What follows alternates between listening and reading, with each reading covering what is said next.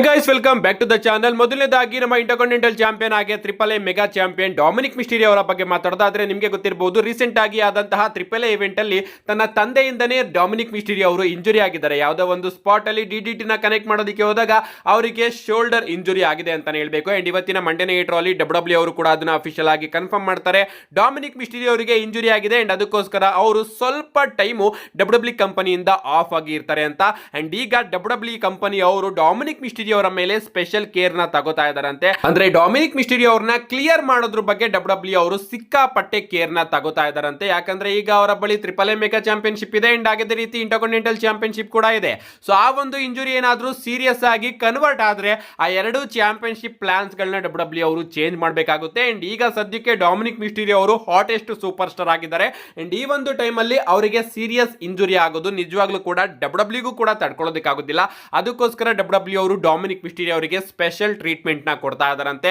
And hopefully ಆ ಒಂದು injury ಅಷ್ಟೊಂದೇನು serious ಆಗಿಲ್ಲ ಅಂತ ಅನ್ಕೋತೀನಿ. ಸೊ ಆದಷ್ಟು ಬೇಗ ನಮ್ಮ ಡೊಮಿನಿಕ್ ಮಿಸ್ಟೀರಿಯೋ ಅವರು ರಿಟರ್ನ್ ಆಗಲಿ ಅಂತ ಕೇಳ್ಕೊಳ್ಳೋಣ. ನಮ್ಮ ಡೊಮಿನಿಕ್ ಮಿಸ್ಟೀರಿಯೋ ಅವರ ಬಗ್ಗೆ ಮಾತಾಡ್ತಿದ್ವಿ ಅಂದ್ರೆ ನಮ್ಮ ಜೆಡಿ ಮೆಕ್ಡೊನಾಗ್ ಅವ್ರಿಗೂ ಕೂಡ ಇಂಜುರಿ ಆಗಿದೆ.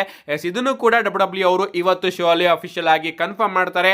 ನಮ್ಮ ಜೆಡಿ ಮೆಕ್ಡೊನಾಗ್ ಅವ್ರಿಗೂ ಕೂಡ ಇಂಜುರಿ ಆಗಿದೆ. ಯಾವ ಇಂಜುರಿ, ಎಷ್ಟು ಸೀರಿಯಸ್ ಇಂಜುರಿ ಏನು ಕೂಡ ಗೊತ್ತಿಲ್ಲ. ಒಟ್ಟಿನಲ್ಲಿ ಜೆಡಿ ಮೆಕ್ಡೊನಾಗ್ ಅವರು ಕೂಡ ಇಂಜುರಿ ಆಗಿದ್ದಾರೆ. ಅಂಡ್ ಜಡ್ಜ್ಮೆಂಟ್ ಡೇಯ ಇಬ್ಬರು ಮೆಂಬರ್ ಮತ್ತೊಮ್ಮೆ ಇಂಜುರಿಯಿಂದ ಈಗ ಹೊರಗಡೆ ಇದ್ದಾರೆ. ಅಂಡ್ ಅದನ್ನ ನಮ್ಮ ಫಿನ್ ಬ್ಯಾಲರ್ ಅವರು ಕೂಡ ಕನ್ಫರ್ಮ್ ಮಾಡ್ತಾರೆ. ಈಗ ಜೆಡಿ ಮೆಕ್ಡೊನಾಗ್ ಹಾಗೆ ಡೊಮಿನಿಕ್ ಮಿಸ್ಟೀರಿಯೋ ಇಬ್ರು ಕೂಡ ನನ್ನ ಜೊತೆ ಇಲ್ಲ, ಬಟ್ 2026ಕ್ಕೆ ನಾನು ಮತ್ತೊಮ್ಮೆ ಅವರಿಬ್ರನ್ನು ಕೂಡ ಮೇಲ್ಗಡೆ ಕರ್ಕೊಂಡು ಬರ್ತೀನಿ ಅಂಡ್ ಮತ್ತೊಮ್ಮೆ ಚಾಂಪಿಯನ್ಶಿಪ್ ನ ಗೆದ್ದು ಜಡ್ಜ್ಮೆಂಟ್ ಡೇಗೆ ಟೈಟಲ್ಸ್ ಗಳನ್ನ ತಗೊಂಡು ಬರ್ತೀನಿ ಅಂತ ನಮ್ಮ ಫಿನ್ ಬ್ಯಾಲರ್ ಅವರು ಕೂಡ ಹೊಸ ವರ್ಷದ ರೆಸಲ್ಯೂಷನ್ ನ ತಗೊಂಡಿದ್ದಾರೆ. ಸೊ ನಿಮ್ಮ ನ್ಯೂ ಇಯರ್ ರೆಸಲ್ಯೂಷನ್ ಏನು ಅನ್ನೋದನ್ನ ಕೆಳಗಡೆ ಕಾಮೆಂಟ್ ಸೆಕ್ಷನ್ ಅಲ್ಲಿ ಕಾಮೆಂಟ್ ಮಾಡಿ. ನೆಕ್ಸ್ಟ್ ಅಪ್ಡೇಟ್ ಕಡೆ ಬರೋದಾದ್ರೆ ಇದ್ರತಕ್ಕಂಥದ್ದು ನೆಕ್ಸ್ಟ್ ಮಂಡೇ ನೈಟ್ ರಾ ಬಗ್ಗೆ. ನಿಮಗೆ ಗೊತ್ತಿರಬಹುದು, ಜನವರಿ 5ನೇ ತಾರೀಕಿನ ಮಂಡೇ ನೈಟ್ ರಾ ವರ್ಷದ ಮೊದಲ ರಾ ನೆಟ್ಫ್ಲಿಕ್ಸ್ 1 ಇಯರ್ ಆನಿವರ್ಸರಿ ನಮಗೆ ನೋಡೋದಕ್ಕೆ ಸಿಗ್ತಾ ಇದೆ. ಡಬ್ಲ್ಯೂ ಅವರು ಆ ಒಂದು ಶೋನ ತುಂಬಾನೇ ದೊಡ್ಡದಾಗಿ ಪ್ಲಾನ್ ಕೂಡ ಮಾಡ್ತಾ ಇದ್ದಾರೆ. ಅಂಡ್ ಆ ಒಂದು ಶೋ ಈಗ ಸ್ಟ್ರೇಂಜರ್ ಥಿಂಗ್ಸ್ ಜೊತೆ ಕೊಲಾಬ್ ಆಗಿ ಕೂಡ ನಮಗೆ ನೋಡೋದಕ್ಕೆ ಸಿಗ್ತಾ ಇದೆ. ಅಂಡ್ ಅದಕ್ಕೋಸ್ಕರ ಡಬ್ಲ್ಯೂ ಅವರು ಅದಕ್ಕೆ ಅಂತಾನೆ ಸ್ಪೆಷಲ್ ಗ್ರಾಫಿಕ್ ನ ಕೂಡ ರಿಲೀಸ್ ಮಾಡಿದ್ದಾರೆ. ನೀವು ಇಲ್ಲಿ ನೋಡ್ತಾ ಇರಬಹುದು, ವರ್ಲ್ಡ್ ಹೈವೇ ಚಾಂಪಿಯನ್ಶಿಪ್ ಗೆ best in the world CM Punk ಹಾಗೆ big badass Bron Breakker ಅವರ ನಡುವೆ ಒಂದು ಸಿಂಗಲ್ಸ್ ಮ್ಯಾಚ್ ನಮಗೆ ನೋಡೋದಕ್ಕೆ ಸಿಗ್ತಾ ಇದೆ. And special match card graphic ನೀವು ಇಲ್ಲಿ ಗಮನಿಸ್ತಾ ಇರಬಹುದು. ಅಂಡ್ ಅಪ್ಡೇಟ್ಗಳು ಇನ್ನೂ ಕೂಡ ಕ್ಲಿಯರ್ ಆಗಿ ಬರ್ತಾ ಇದೆ. ಆ ಒಂದು ಅಪ್ಡೇಟ್ ಏನಪ್ಪಾ ಅಂದ್ರೆ ನಮ್ಮ Y2J ಕ್ರಿಸ್ ಜೆರಿಕೋ ಅವರು ಕೂಡ ನಮಗೆ ಅದೇ ಮಂಡೇ ನೈಟ್ ರಾ ಅಲ್ಲಿ ರಿಟರ್ನ್ ಆಗೋದು ನೋಡೋದಕ್ಕೆ ಸಿಗುತ್ತಂತೆ. ನಿನ್ನೆ ವಿಡಿಯೋದಲ್ಲಿ ನಾನು ನಿಮಗೆ ತಿಳಿಸಿದ್ದೆ, ಕ್ರಿಸ್ ಜೆರಿಕೋ ಅವರ ಕಾಂಟ್ರಾಕ್ಟ್ 31ನೇ ತಾರೀಕು ಎಕ್ಸ್ಪೈರ್ ಆಗ್ತಾ ಇದೆ. ಅಂಡ್ AEW ಕಂಪನಿಯಲ್ಲೂ ಕೂಡ ನಂಬಿಕೆನ ಇಟ್ಟಿದ್ದಾರೆ, ಅವರು ಡಬ್ಲ್ಯೂಗೆ ಹೋಗ್ತಾರೆ ಅಂತ. ಅಂಡ್ ಈಗ ಅಪ್ಡೇಟ್ಗಳು ಇನ್ನೂ ಕೂಡ ಸ್ಟ್ರಾಂಗ್ ಆಗಿದೆ. ಇನ್ನೂ ಕೂಡ ಸ್ಟ್ರಾಂಗ್ ಆಗಿ ಕ್ರಿಸ್ ಜೆರಿಕೋ ಅವರು ನಮಗೆ ನೆಕ್ಸ್ಟ್ ಮಂಡೇ ನೈಟ್ ರಾ ಅಲ್ಲೇ ರಿಟರ್ನ್ ಆಗಬಹುದು ಅಂತ ಅಪ್ಡೇಟ್ಗಳು ಬರ್ತಾ ಇದೆ. ನಮ್ಮ ಡೇವ್ ಮೆಲ್ಸನ್ ಆಗಿರಬಹುದು, ಬಾಡಿ ಸ್ಲಾಮ್ ಆಗಿರಬಹುದು, ಎಲ್ಲರೂ ಕೂಡ ಈ ಒಂದು ಅಪ್ಡೇಟ್ ನ ಈಗ ಮತ್ತೊಮ್ಮೆ ಹೇಳ್ತಾ ಇದ್ದಾರೆ. So probably next Monday night Raw ಅಲ್ಲೇ ನಮಗೆ ಕ್ರಿಸ್ ಜೆರಿಕೋ ಅವರ ರಿಟರ್ನ್ ನೋಡೋದಕ್ಕೆ ಸಿಗಬಹುದು. ನೆಕ್ಸ್ಟ್ ಅಪ್ಡೇಟ್ ಕಡೆ ಬರೋದಾದ್ರೆ ಇದ್ರತಕ್ಕಂಥದ್ದು I think TKO W Vince McMahon ಅವರ ಎಕ್ಸ್ಪೋಸಿಷನ್ ಬಗ್ಗೆ. ನಿಮ್ಗೆ ಗೊತ್ತಿರಬಹುದು, ಈಗ ಸದ್ಯಕ್ಕೆ ಕೋರ್ಟ್ ಅಲ್ಲಿ ನಮ್ಮ ವಿನ್ಸ್ ಮಿಕ್ಮೆನ್ ಅವರ ಕೇಸು ಸಾಗ್ತಾ ಇದೆ. ಅಂಡ್ ರೀಸೆಂಟ್ ಆಗಿ ಕೋರ್ಟ್ ಕಡೆಯಿಂದ ಕೆಲವೊಂದಷ್ಟು ಸ್ಕ್ರೀನ್ ಶಾಟ್ ಗಳು ಕೂಡ ರಿಲೀಸ್ ಆಗಿದೆ.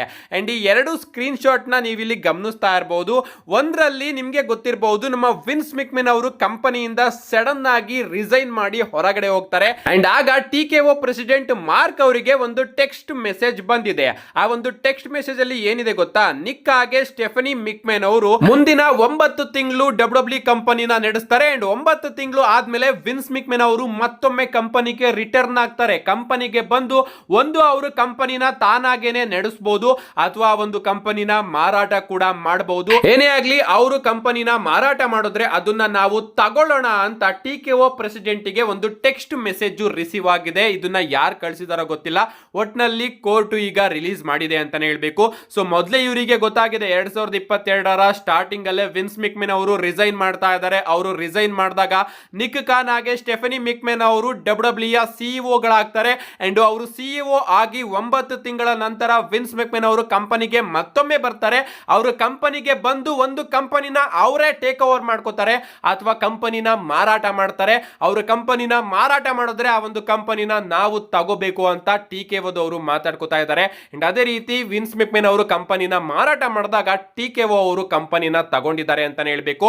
ಅಷ್ಟೇ ಅಲ್ಲ, ರಸಲ್ ಮೇನಿಯಾ 39 ಅಲ್ಲಿ ವಿನ್ಸ್ ಮಿಕ್ಮೆನ್ ಅವರ ಇನ್ವಾಲ್ವ್ಮೆಂಟ್ ಕೂಡ ಇದೆ ಅಂತ ಕೆಲವೊಂದಷ್ಟು ರೂಮರ್ಸ್ ಗಳು ಬರ್ತಾ ಇತ್ತು. ಅಂಡ್ ಈಗ ಅದರ ಚಾಳ ಚಾಟ್ಸ್ ಗಳು ಕೂಡ ಲೀಕ್ ಆಗಿದೆ. ನಮ್ಮ ವಿನ್ಸ್ ಮಿಕ್ಮೆನ್ ಹಾಗೆ ಬ್ರೂಸ್ ಅವರು ಮಾತಾಡಿರ್ತಕ್ಕಂತಹ ಚಾಟ್ ನ ನೀವು ಇಲ್ಲಿ ನೋಡ್ತಾ ಇರಬಹುದು. ನಮ್ಮ ವಿನ್ಸ್ ಮಿಕ್ಮೆನ್ ಅವರು ಬ್ರೂಸ್ ಪಿಚರ್ಡ್ ಅವರಿಗೆ ಕೇಳ್ತಾರೆ, ಈಗ ನೆಕ್ಸ್ಟ್ ಕೋಡಿ ರೋಡ್ಸ್ ಹಾಗೆ ರೋಮನ್ ರೈನ್ಸ್ ಅವರೇ ರಸಲ್ ಮೇನಿಯಾ 39 ನ ಮೇನ್ ಇವೆಂಟ್ ಅಲ್ಲಿ ಇರ್ತಾರೆ ಅಂತ ಕೇಳಿದಾಗ ನಮ್ಮ ಬ್ರೂಸ್ ಅವರು ಹೇಳ್ತಾರೆ, ನನಗೂ ಕೂಡ ಅದ್ರ ಬಗ್ಗೆ ಗೊತ್ತಿಲ್ಲ, ಇನ್ನು ಕೂಡ ಟ್ರಿಪಲ್ ಎಚ್ ಅವರು ಕನ್ವಿನ್ಸ್ ಮಾಡಿಲ್ಲ ರೋಮನ್ ರೈನ್ಸ್ ಹಾಗೆ ಕೋಡಿ ರೋಡ್ಸ್ ಅವ್ರನ್ನ. ಏನೇ ಆಗಲಿ ಈ ಶುಕ್ರವಾರ ಡಿಸಿ ಯಲ್ಲಿ ಒಂದು ಮೀಟಿಂಗ್ ಇದೆ, ಆ ಒಂದು ಮೀಟಿಂಗ್ ಅಲ್ಲಿ ಎಲ್ಲ ಕೂಡ ಕನ್ಫರ್ಮ್ ಆಗುತ್ತೆ ಅಂತ ಇವರ ನಡುವೆ ಕೂಡ ಮಾತುಕತೆ ಆಗಿದೆ.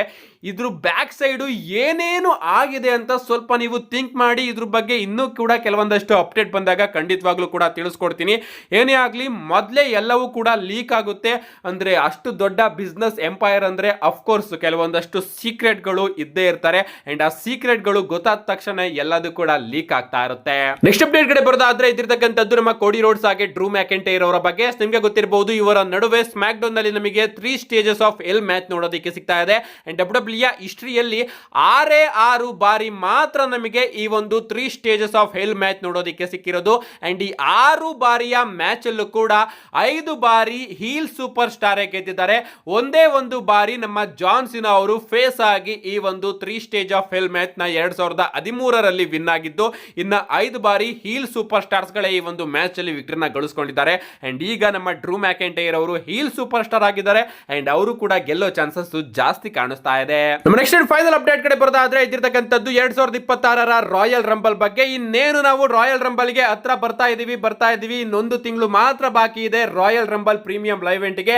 ಅಂಡ್ ಡಬ್ಲ್ಯೂ ಅವರು ಕೂಡ ಇಂಟರ್ನಲ್ಲಿ ಇಬ್ಬರು ಸೂಪರ್ ಸ್ಟಾರ್ಸ್ ಗಳನ್ನ ಈಗಾಗಲೇ ಲಾಕ್ ಮಾಡೋದಕ್ಕೆ ಥಿಂಕ್ ಮಾಡ್ತಾ ಇದಾರಂತೆ. ವಿಮೆನ್ಸ್ ರಾಯಲ್ ರಂಬಲ್ ಮ್ಯಾಚ್ ಅಲ್ಲಿ ಆಫ್ ಕೋರ್ಸ್ ಎಕ್ಸ್ಪೆಕ್ಟ್ ಮಾಡ್ದಂಗೆ ನಮ್ಮ ಬಿಯಾಂಕಾ ಬ್ಲೇರ್ ಅವ್ರನ್ನ ಡಬ್ಲ್ಯೂ ಅವರು ಗೆಲ್ಸೋಣ ಅಂತ ಪ್ಲಾನ್ ಮಾಡ್ತಾ ಇದಾರಂತೆ. ನಿಮ್ಗೆ ಗೊತ್ತಿರಬಹುದು ಬಿಯಾಂಕಾ ಬ್ಲೇರ್ ಹಾಗೆ ಜೇಡ್ ಕಾರ್ಗಿಲ್ ಅವರ ಫ್ಯೂಡ್ ನ ನಾವೆಲ್ಲರೂ ಕೂಡ ಎಕ್ಸ್ಪೆಕ್ಟ್ ಮಾಡ್ತಾ ಇದೀವಿ. ಜೇಡ್ ಕಾರ್ಗಿಲ್ ಅವರು ರಿಟರ್ನ್ ಆದಾಗಿಂದನೂ ಕೂಡ ಜೇಡ್ ಕಾರ್ಗಿಲ್ ಹಾಗೆ ಶಾರ್ಲೆಟ್ ಫ್ಲೇರ್ ಅವರ ಫ್ಯೂಡ್ ಕೂಡ ಎಕ್ಸ್ಪೆಕ್ಟ್ ಮಾಡ್ತಾ ಇದೀವಿ. ಅಂಡ್ ಜೇಡ್ ಕಾರ್ಗಿಲ್ ಹಾಗೆ ಬಿಯಾಂಕಾ ಬ್ಲೇರ್ ಅವರ ಫ್ಯೂಡ್ ಕೂಡ ಎಕ್ಸ್ಪೆಕ್ಟ್ ಮಾಡ್ತಾ ಇದೀವಿ. ಅಂಡ್ ಈಗ ಜೇಡ್ ಕಾರ್ಗಿಲ್ ಅವರು ಸ್ಮ್ಯಾಕ್ ಡೌನ್ ಅಲ್ಲಿ ಡಬ್ಲ್ಯೂ ವಿಮೆನ್ಸ್ ಚಾಂಪಿಯನ್ಶಿಪ್ ನ ಗೆದ್ದಿರೋ ಕಾರಣ ನಮ್ಮ ಬಿಯಾಂಕಾ ಬ್ಲೇರ್ ಅವರು ರಾಯಲ್ ರಂಬಲ್ ನ ಗೆದ್ದು ರಸಲ್ ಮೇನಿಯಾದಲ್ಲಿ ನಮ್ಮ ಜೇಡ್ ಕಾರ್ಗಿಲ್ ಅವರನ್ನ ಚಾಲೆಂಜ್ ಮಾಡಬಹುದು. ಅಂಡ್ ಈ ಕಡೆ ಮೆನ್ಸ್ ರಾಯಲ್ ರಂಬಲ್ ಬಗ್ಗೆ ಮಾತಾಡೋದಾದ್ರೆ ಆಫ್ ಕೋರ್ಸ್ ಅವರು ನಂಬರ್ 1 ಅಲ್ಲಿ ರೋಮನ್ ರೈನ್ಸ್ ಅವ್ರನ್ನ ಇಟ್ಟಿದಾರಂತೆ.